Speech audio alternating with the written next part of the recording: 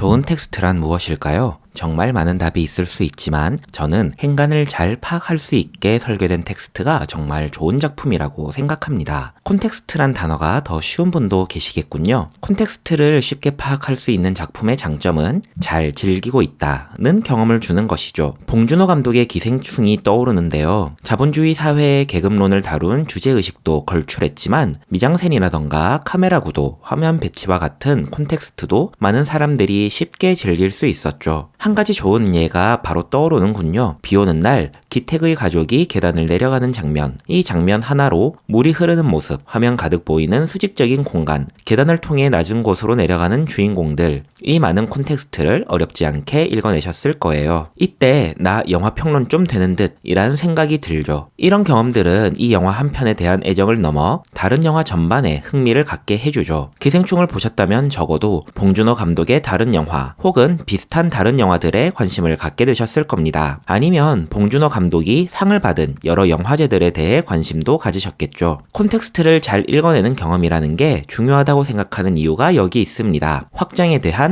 관심을 불러일으키니까요. 또 다른 예시를 들어보자면 제가 또 최근까지 정말 재밌게 했던 젤다의 전설 왕국의 눈물, 이런 깊이를 표현하는 건 무척 어렵습니다. 실제로 뚜렷한 주제의식을 표출하는 이 하나만 성공하는 것도 어려운 일이니까요. 콘텍스트를 배치하고자 해도 너무 선명하게 드러내면 뻔하고 너무 깊숙하게 숨겨두면 보이지 않습니다. 이 적절한 선에 대한 고찰과 집착이 아마 거장을 가르는 선이라는 생각을 합니다. 그런 점에서 오늘 소개해드릴 책은 저의 기준 좋은 텍스트에 충분히 들어가는 책이에요.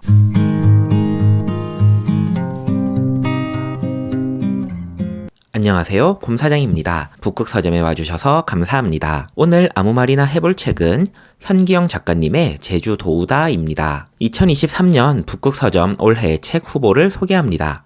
이 책이 정말 좋았다고 말씀드리는 이유는 4.3이라는 소재를 다루었기 때문만은 아닙니다. 정부의 가혹한 폭력과 이름 없이 쓰러져간 무고한 목숨들을 잊지 않는 것도 물론 중요하지요. 이 주제를 다루었다는 것만으로도 정말 좋았습니다. 하지만 그보다 더 이 책이 훌륭한 점은 작가가 독자를 정말로 배려하며 책을 쓴 게 느껴지고 그 덕분에 책을 읽으면서 내가 독서라는 행위를 잘한다는 느낌을 받을 수 있는 희귀한 경험을 할 수 있기 때문에 이 책을 추천해드리고 싶습니다. 앞서 열심히 설명했었던 좋은 텍스트의 조건을 갖춘 책이죠. 좀 더 자세한 이야기를 하기 전에 표지와 줄거리를 찬찬히 살펴볼까요?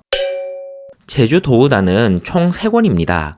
일제강점 말인 1943년부터 제주 4.3 사건이 일어난 1948년 겨울까지의 제주를 이야기합니다. 이야기를 열고 핵심 서사를 끌어가는 안창세라는 캐릭터가 있긴 하지만 제주도 조천리의 주민 모두가 주인공입니다. 이렇게 3권을 펼쳐놓고 보면 제주도의 전 모습이 나옵니다. 반짝반짝 너무도 예쁜데요. 어쩜 북극 서점의 올해의 표지상도 이 책이 받아가지 않을까요? 1권은 일제강점기 말을 다루고 있습니다. 1943년부터 1945년 광복까지가 진행됩니다. 사람이며 말이며 입고 먹을 것까지 일본이 제주 사람들을 어떻게 수탈했는지, 그리고 연대와 유머로 그 고통을 이겨낸 우리 민족의 이야기를 읽을 수 있습니다. 1권의 분위기는 슬프지 않습니다. 죽을 정도로 힘들지만 슬프지 않아요. 광복이 가까워졌다는 느낌, 광복 후에 멋진 나라를 만들어 보겠다는 열정, 광복을 맞이하게 된 제주가 얼마나 역동적이었는지를 알 수 있기 때문입니다. 1권 표지의 파란 빛은 새벽빛이란 생각이 듭니다.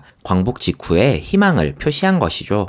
2권은 광복 직후부터 1947년까지 3년간의 이야기가 펼쳐집니다. 광복을 맞아 먼 타지에서 다시 고향으로 돌아온 사람들의 이야기, 일본인과 친일파를 몰아내는 자치단체의 이야기, 민주주의, 공산주의와 같은 사상이 자리 잡거나 제주까지 들려오는 한국 전쟁과 분단의 소식, 서북청년단의 제주 입도까지, 광복에 흥분해서 무언가 잘못되고 있는 당시 정치 상황이 제주에 어떻게 영향을 미치는지가 펼쳐지죠. 2권의 표지는 초록색 하늘빛입니다. 혹시 초록빛 하늘이 있을 수 있다는 것도 아시나요? 폭풍이 오기 전 혹은 폭풍이 몰아치는 동안 햇볕이 초록색으로 산란하면서 하늘이 초록색으로 보이기도 합니다. 4.3 사건 직후의 제주는 그야말로 폭풍 전야였는데요. 2권의 표지 색깔은 이 당시의 제주를 잘 표현하고 있다는 생각이 듭니다. 3권은 1948년의 이야기가 펼쳐집니다. 예견된 비극이 풀어집니다.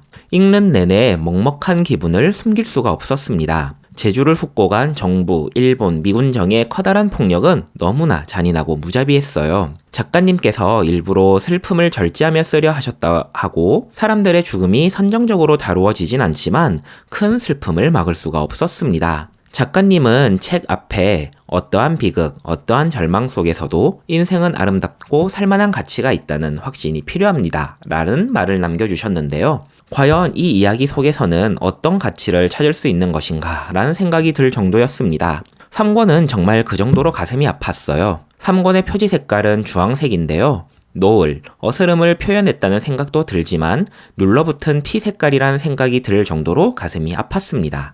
책장을 덮고 나서도 한참을 작가의 말을 계속 곱씹어 보게 되었습니다. 도대체 이 이야기의 어느 곳에서 작가님께서 말씀하신 살만한 가치를 느낄 수 있을 것인가를 계속 생각했죠. 그리고 내린 답은 바로 기억입니다. 공동체의 아픔을 잊어버리지 않고 끝까지 작품으로 남겨놓은 작가의 노력, 그리고 그 작가의 작품을 공유함으로써 기억하겠다는 작은 다짐을 두는 독자의 의지가 있죠. 쓰는 사람도 읽는 사람도 함께 상처를 기억하겠다는 의지를 보여주는 것이야말로 우리가 공유할 수 있는 살만한 가치 아닐까요? 4.3 사건도, 광주 민주화 운동도, 세월호도, 용산 4구역 화재 사건도, 이태원 압사 사고도 잊지 않음으로 버티고 함께 기억함으로 한 발 더 나아갈 수 있지 않을까요?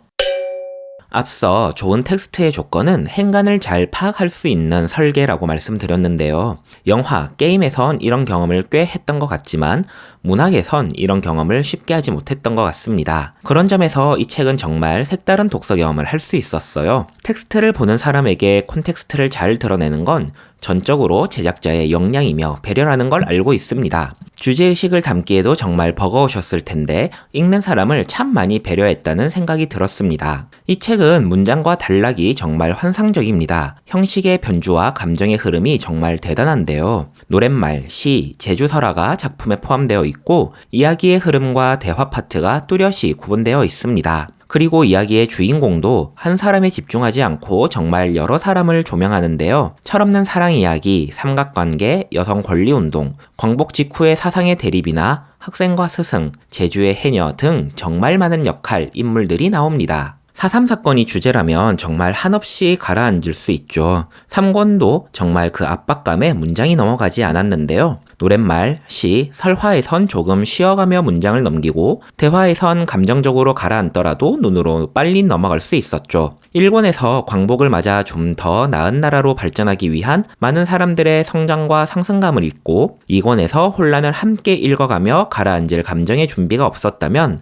3권의 너무나 무거운 하강을 버티진 못했을 것 같습니다. 글의 형식, 인물, 사건으로 무게를 버티게 만드신 작가님의 글솜씨가 대단하게 느껴집니다. 제주 도우다에 대한 이야기는 여기까지입니다. 현기영 작가님은 이 책을 마지막으로 더 이상 4.3 사건에 관한 책은 그만 쓰겠다고 하시더군요. 그래도 될 것 같습니다. 이제 80을 넘기신 현기영 작가님의 다음 책을 기대하지만 4.3 사건을 기록한다는 점에선 이 책에서 충분히 모든 노력을 다 하신 것 같습니다. 이제 함께 기억하고 더욱 연대하는 건 남은 사람들의 몫으로 두셔도 될 것 같습니다. 함께 해주셔서 감사합니다. 다음에 또 만나요.